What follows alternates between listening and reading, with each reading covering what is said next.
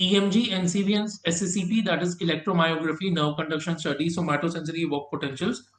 EMG identifies the effect of nerve function through recording the electrical activity of muscle at rest and with stimulation. So you stimulate and see how much is the nerve getting stimulated, because we assess the effect of it on the muscles.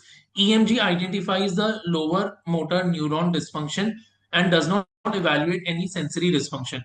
So EMG will not tell you about the sensory element. NCS, or the nerve conduction study, would measure the speed at which the impulse will travel down the axon. NCV, or the NCS, or the nerve conduction study, is useful in differentiating changes that are occurring from neuropathy versus the radiculopathy. So NCS, or the nerve conduction study, would help you to tell how much is the component of neuropathy actually, because many a times the patient is diabetic and both these symptoms are present, and there is a confusion of whether the patient is having a radiculopathy pure or whether there is an element of neuropathy as well. So over there, the nerve conduction study is going to help you. SSEPs measure the electrical transmission of the sensory stimulation from the peripheral nerve and going through the spinal cord and brain.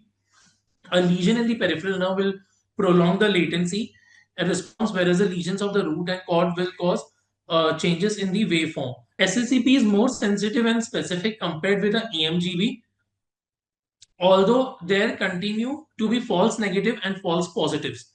So even though SSEP is more sensitive and specific as compared to EMG, but false negatives and positives are something